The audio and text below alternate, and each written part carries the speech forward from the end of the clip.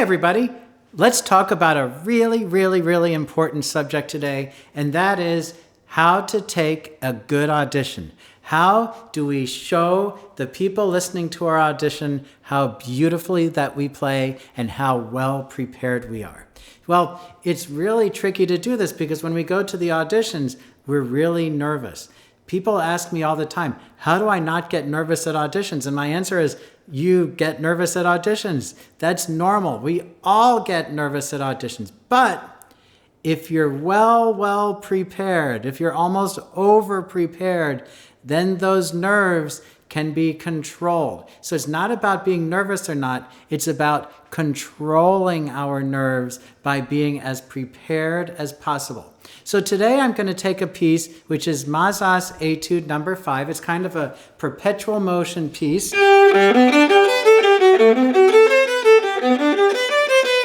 Like that. And it just kind of goes on like that with different notes.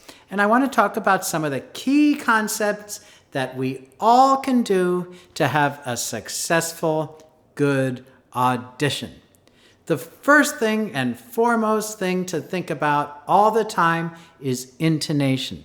How can we play better in tune? Well, the answer really is play really slowly, listen to your pitches, compare your pitches to a reference, which can either be an open string or a tuner or both. I don't have a tuner with me right now. I'm going to use open strings. So like the first note here is a G. I can tune that with the open G string. Now let's just get one thing straight. This is in tune.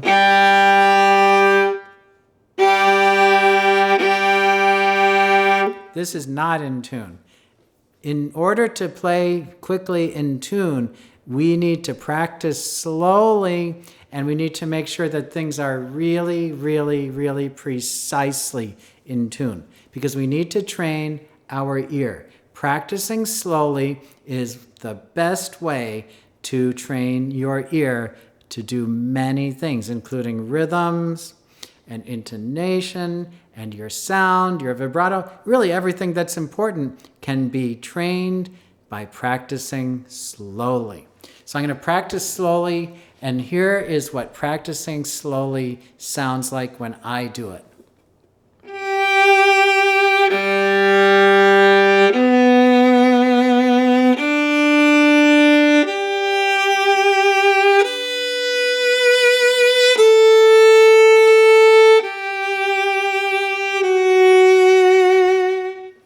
Usually when I ask my students, can I hear what it sounds like when you practice slowly? And they'll play something like this.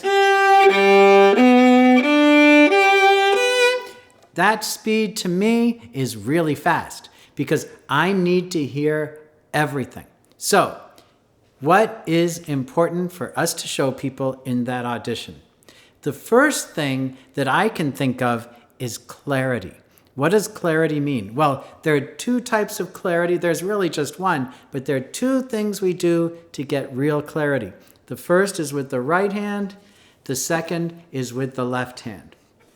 So we can have great left hand articulation, and that really helps us to play clearly. So I can practice my music without even using the bow, just to hear all the notes.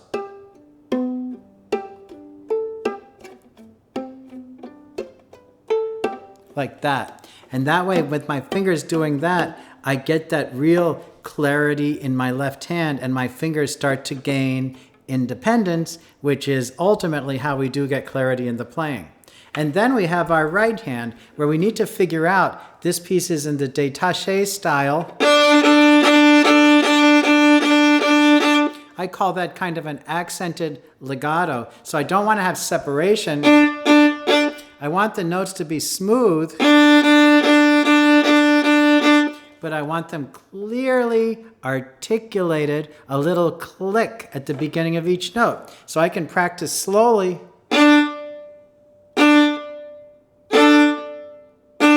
Then if I play the notes,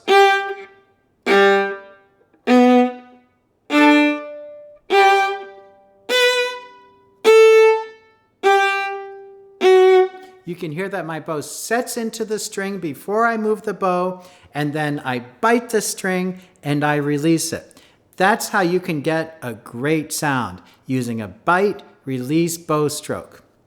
I've talked about that in other videos. I will talk about it in more videos, but that bite and release is key. So the bite and the release coordinated with the clear left hand articulation gives us a sound that's very attractive to people because it is so ever clear, like this.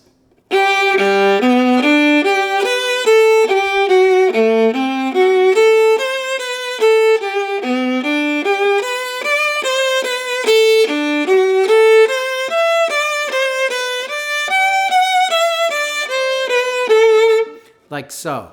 So you can see I'm working very hard to play clearly. Now, another thing that speaks volumes in an audition is contrast. A lot of times when I ask people this question, what do you think is important in audition? People always say dynamics. Well, I don't see dynamics like forte piano as being that big of a deal. What I do see as a big deal is a contrast. Now, in order to practice that, what I like to do is to take about 20 seconds worth of music and then work only with that section for a whole day. And my goal here is to get that to sound as good as I possibly can, because most of these excerpts that we play in the auditions are usually about 20 or 30 seconds anyway. So if I think of about 20 seconds, let me just play you 20 seconds worth of music.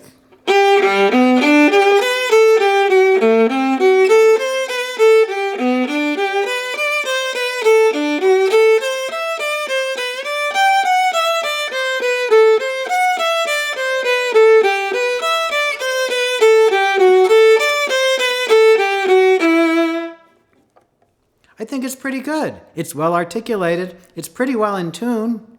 Everything's clear. What more can I ask for? Well, it all sounds the same.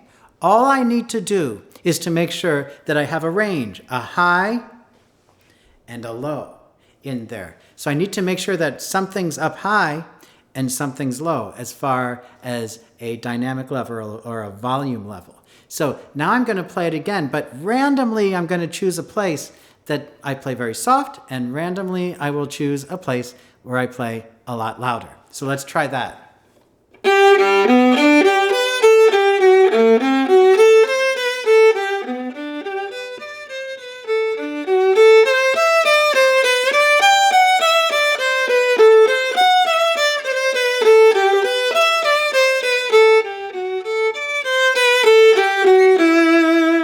Like that. So you can see there's a big dynamic contrast there, or volume contrast, and that is going to be my check mark for playing with good dynamics. So it's not as much the dynamics that's important, it's the contrast that you play with. And every excerpt that you play with, you have to take a look at it and say, well, where am I going to play softer, and where am I going to be bigger, and where's my big contrast here? And that makes a very successful audition right there. Now, another thing we need to think about is tempo. Sometimes we're given a tempo and we need to kind of adhere to the tempo, but tempo is important because if I play like this, and then my next door person or the next person plays like this,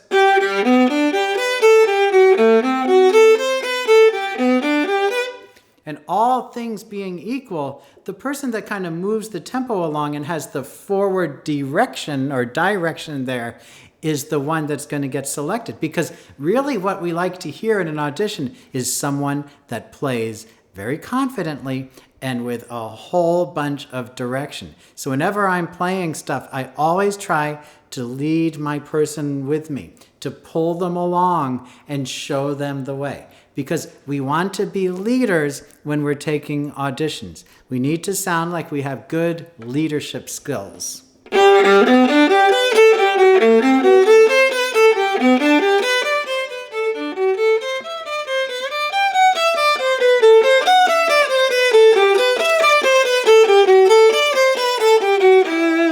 Now you notice that my contrast was in a different place, but it was just as effective, and that I was really pushing forward. I'm not rushing, I'm just always having a feeling of forward movement when I'm playing.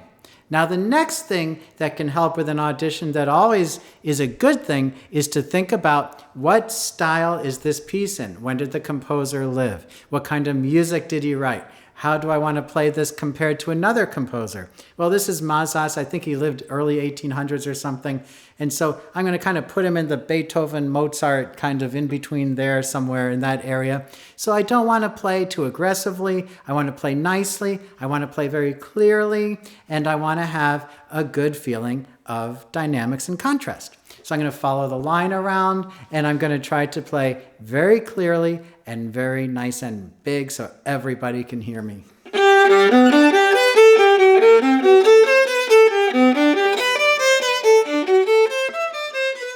Like that.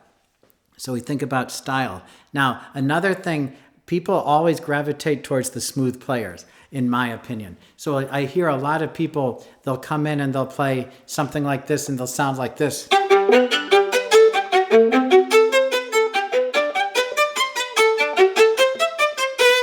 And I'll say, what are you doing? And they'll say, well, it has dots on it, so I have to play it short and off the string. Well, not necessarily. I think what really is important is that we think, what makes this music sound the best that I can play it? Am I on the string? Am I off the string? Am I short? Am I long? What is it that maximizes this music so I can present my playing to the best of my ability? And to me, when I play it like this, it sounds to me not clear, not too well articulated, and so I really don't like that. So I'm going to kind of try to play with a smoother style and try to show how articulate and clear that I can play.